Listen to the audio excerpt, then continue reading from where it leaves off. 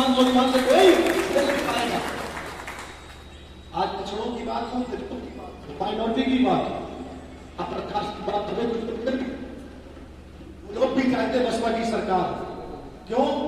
ये सपा और भाजपा के लोग लड़ा के सियासत कर रहे हैं, हिंदू और मुसलमान को क्या कर रहे हैं? तो भाई बताओ, आप जान रहे हैं? ये केवल हिंदू और मुसलमान को लड़ा के, और हम लोग क्या कर रहे हैं? हम मिला के सियासत कर रहे हैं। क्यों मैं गलत कह रहा हूं? बताओ। ये लड़ाने का काम कर रहे हैं और हम मिलाने का काम कर रहे हैं। तो लड़ाने वाला बड़ा होता है कि मिलाने वाला बड़ा होता? तो हमें गर्व होना चाहिए, हमारे दिल में अंबेडकरवादी विचारधारा है, जो विचारधारा मिलाने का काम करती है, ना कि लड़ाने का काम करती है।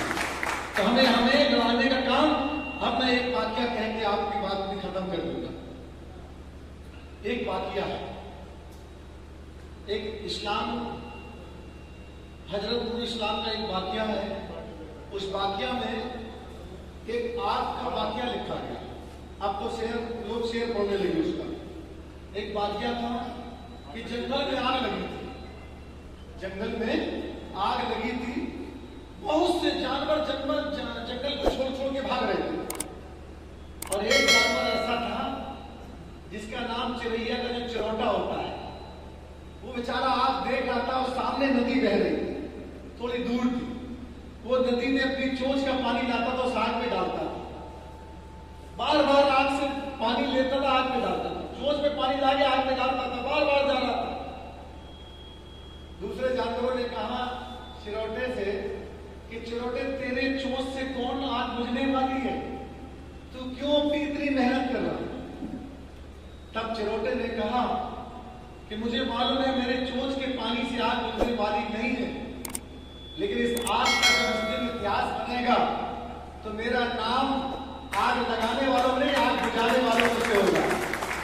तो मैं ये कहना चाहता हूं, जब चिरौटे की बात, एक हाथी का झुंड खड़ा था, चिरौटे की बात जब हाथी के झुंड ने सुनी कि इस चिरौटे की, जरा से चिरौटे की इतनी बड़ी सोच है कि जब इतिहास बनेगा तो मेरा नाम बुझाने वालों में लिखा जाएगा। हाथी का झुंड बैठा था, खड़ा हो गया और नदी के पास गया और नदी में अपने सूढ़ों में पानी भरा, जहां आग चल रही थी उसको आग में बुझाने का काम किया, आग बुझ गई। आग बुझ गई तो एक ध्यान रखना, आप आग बुझाने का काम कर रहे हैं और ये लोग आग लगाने का काम कर रहे हैं, तो हम बुझाने का काम कर रहे हैं। तो हमें हिम्मत हारना चाहिए। क्यों भाई बताओ? हिम्मत है? सरकार बनाने के लिए हिम्मत चाहिए, मेहनत चाहिए, जुनून चाहिए, कॉन्फिडेंस लेवल पूरा कर लो। जो विरोधी कहते थे बीजेपी की बी टीम है और हम खामोश रहते थे। क्यों मैं गलत कह रहा हूं? अब केवल क्या करना, हर गांव से 40 गांव, 40 एक गांव से 40 गांव, एक विधानसभा 40 गांव की लिस्ट बनाना है। एक विधानसभा में 40 गांव जो बड़े बड़े हैं, 3 बूथ के, 4 बूथ के, 5 बूथ के, 2 बूथ के, उस 40 गांव की लिस्ट बना लेना अपने जी, सातों विधानसभा में। उनमें फिर हम लोग क्या करेंगे, 10-10, 15-15 की टीम बना के एक विधानसभा में वो पूरे गांव में नारे लगाते घूमेंगे, एक ही गांव में। जब 10 लोग नारे लगा के निकलेंगे झंडा लेके, तो जो हमारा कार्यकर्ता मायूस है, उदास है, वो अकेलापन एहसास कर रहा, तो वो कहेगा बगल वाले गांव से हमारे गांव में नारे लगाने वाले आ गए, तो हम क्यों अपने घर में बैठे? वो भी तुम्हारे साथ निकल के आ जाएगा, क्योंकि बसपा को पसंद करता है, बसपा को लाइक करता है, लेकिन उसको माहौल और कोई पूछने वाला और कोई माहौल नहीं मिल पा रहा है, वो अकेला मायूस है। जिस दिन आप लोग निकलोगे नारा लगाने के लिए, हर गांव में 20 नहीं, 50 नहीं, 100 लोग इकट्ठे हो जाएंगे, और जब होंगे उसी 40 गांव की लहर आपके विधानसभा और जिले के हेडक्वार्टर में आ जाएगी कि बसपा गांव-गांव निकलने लगी, नारे लगने लगे। क्योंकि अभी जो हम गठन कर रहे हैं, अभी जो हम लोग गठन कर रहे हैं, एक किनारे बैठ के गठन करके चले जाते हैं, उसका संदेश नहीं जाता। जो संदेश जाता है नहीं जाता। जंगल में मोर नाचे किसने देखा? संदेश ही सियासत है और सियासत ही संदेश है। जब तक आपका गांव में, कस्बे में संदेश नहीं आपकी सियासत का नाम लेने वाला। क्यों? मुसलमान भी परेशान है, दलित भी परेशान है, पिछड़ा भी परेशान है, अपर कास्ट भी परेशान है, लेकिन मजबूर है, कोई ऑप्शन नहीं दिख रहा। सपा को वोट देना चाहता नहीं है, भाजपा को वोट देना नहीं चाहता, लेकिन कोई दूसरा दिखता नहीं है। तो हमें दिखने के लिए तो आपको दिखाना पड़ेगा, जो दिखता है वही। इसलिए आपको सोचना पड़ेगा एक विधानसभा से, ये विधानसभा अध्यक्ष, विधानसभा के प्रभारी, और जो विधानसभा प्रभारी के लोग काम नहीं करना चाहे उनको तत्काल हटा देना, हम बहन जी यहाँ नाम मत दुआ देंगे। लेकिन ये मत रहो आज की बात कि साहब को आया नहीं है ये जाए, क्योंकि बहन जी ने एक वाक्य मुझे बताया।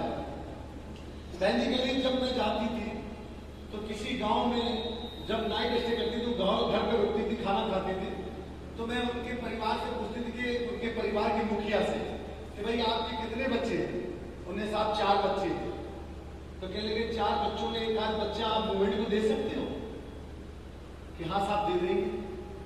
बहन जी ने कि एक बेटा अपना दे दो, ये समझना 3 बेटे हुए। ये मत सोचना कि 4 बेटे हुए, क्योंकि ये बेटा तुम्हारा सहारा नहीं बनेगा, ये मूवमेंट का सहारा बनेगा। अगर आपकी इच्छा हो तो दे दो। जब वो कह रहे थे कि नहीं ये बेटा हमने मूवमेंट के लिए दे दिया, बहन जी कहती थी सोच लेना ये तुम्हें कमा के नहीं देगा। हो सकता तुम्हारे घर में कोई प्रोग्राम हो, उसी चंद मिनट पहले पहुंच पाए, क्योंकि उसके लिए अपने घर का प्रोग्राम होगा, उसके लिए पूरे विधानसभा जिले के प्रोग्राम होंगे, इसलिए वो सबको देखेगा कि तुम्हें अपने घर को देखेगा। ये परिवार को नहीं देख पाएगा अगर पार्टी मूवमेंट को इसको देना चाहते हो। ऐसे मूवमेंट ये बढ़ो। आज तो लोग कहते हैं कि रिश्तेदारी में कमी होगी थी, हम चले गए। अरे रिश्तेदारी में होगी तो परिवार के और लोग हैं, तुम्हारे पास तो पार्टी की जिम्मेदारी है। परिवार से पूरा परिवार में कितने लोग होंगे? 10 लोग, 20 लोग, 25 लोग। पार्टी में तो 4 करोड़ लोग हैं, उनकी जिम्मेदारी भी तो आपको है, एक एक बूंद से घड़ा बढ़ता है।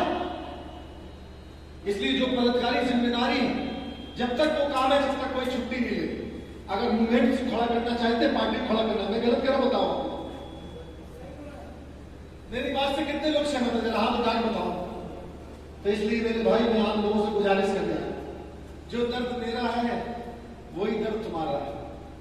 जिस दवा की जरूरत आपको है उसी दवा की जरूरत, जब मर्ज हमारा एक है, दवा हमारी एक है, तो फिर हमें कहां रुकना चाहिए? समाजवादी पार्टी खत्म करना चाहती, कांग्रेस आपको खत्म करना चाहती, और भाजपा और कांग्रेस ने एक और निकाल दिया। कौन सी आर्मी है, कौन सी वो है कि जाओ तुम मोटा पेट वोट काट के आओ, कि जितना तुम्हारा वोट बटेगा उतना ही हम राज करेंगे, तुम फिर गुलामी में आ जाओगे। तो अपने मूवमेंट को मिटने दोगे? तो भाई बताओ, मिटने दोगे आपको? लोग तो आज जो लोग उठाते हैं तो ये बहन जी की देन है, कि बीएसपी की देन है। जो मैं गलत कह रहा हूं बताओ?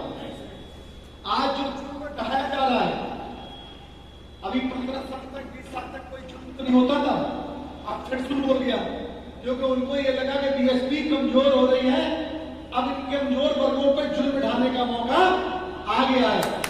तो इसलिए आपको याद रखना है, जुर्म होने मत देना। और जुर्म सत्ता की मास्टर की चाबी से रुकता है। जुर्म जो रुकता है काय से रुकता है? सत्ता की मास्टर चाबी के लिए। और मास्टर चाबी हटाने के लिए जो बाबा साहब बी आर अम्बेडकर ने इशारा किया,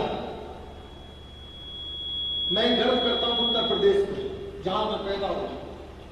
बाबा साहब की धर्म, क्योंकि मांगने वाला कभी हिसाब नहीं मांग पाता है, और देने वाला चढ़ के हिसाब मांगता है। तो जब आप देने वाली कौम बन जाओगे तो हिसाब मांगने वाले भी बन जाओगे। मांगने वाली कौम कभी भी हिसाब नहीं मांग पाती, क्योंकि वो खुद भिखारी होती है। भिखारी से राजा बनाने का काम बहन जी और मानवर साहब ने किया है। इसलिए आपको आज तक क्या होता था, हमारी सदस्यता भी कौन जमा कर देता था? जो कैंडिडेट आता था। जो मैं गलत कह रहा हूं बताओ? हमारी सदस्यता जो होती थी वो कौन जमा करता था? कैंडिडेट जमा कर देता था। फिर वो कहना तुम्हारे पास सदस्य क्या है, हमने तुम्हारे लोगों